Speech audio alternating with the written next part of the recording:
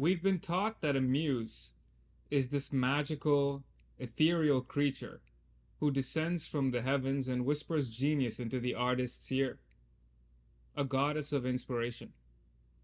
That's the fairy tale. The reality is that a muse is almost always someone with less power, less status, and way more chaos than the artist. And the artist harvests this person for raw material.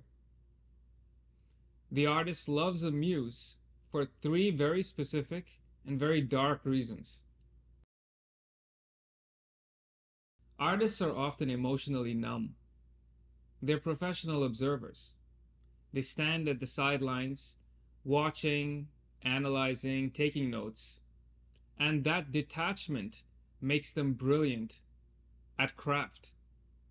They can obsess and master the minute technical details, but at the same time, it makes them terrible at feeling. So what do? They find someone who feels too much. The manic pixie dream girl or the tortured alcoholic. They find someone whose life is a burning building, and they warm their hands by the fire. The muse does the living, the artist does the recording.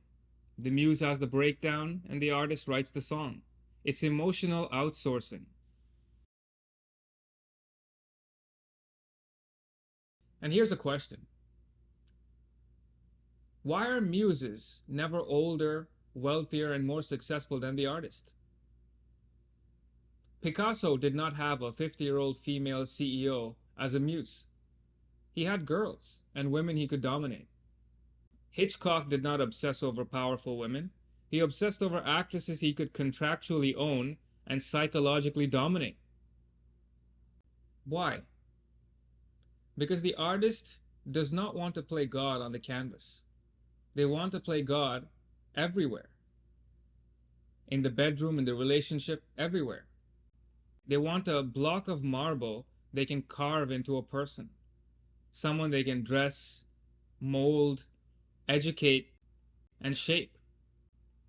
So when an artist says, "She is my muse," what they're really saying is, "She is my invention."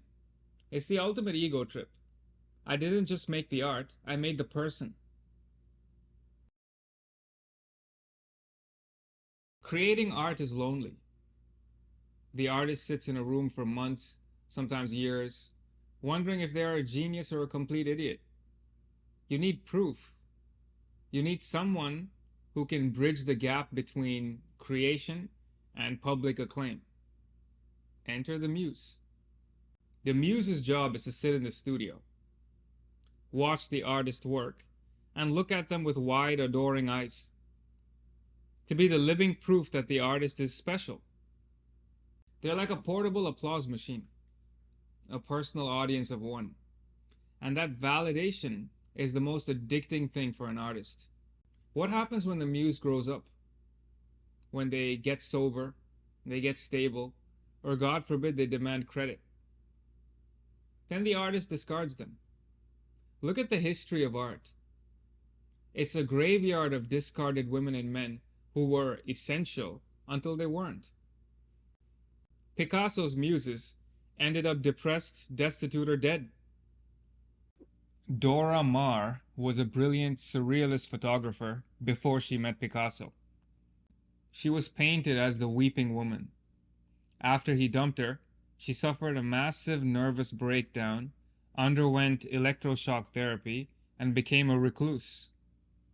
She became deeply religious, saying, after Picasso, there's only God. Look at Fernand Olivier. Fernand was his first cubist muse. He pretty much used her face to invent cubism. He stopped seeing her as a person and started seeing her as a collection of angles.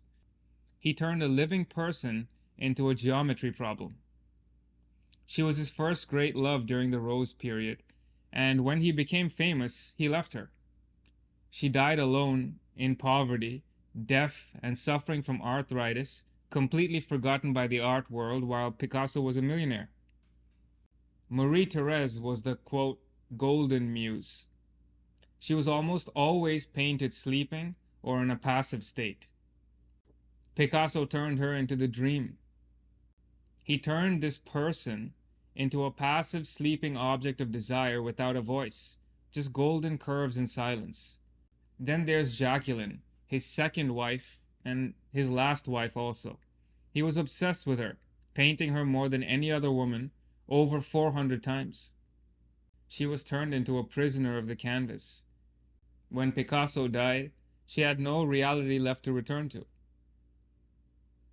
Warhol's so-called superstars burned out and tragically died while he watched from behind a camera, cool and detached. The artist loves a muse the way a carpenter loves a hammer.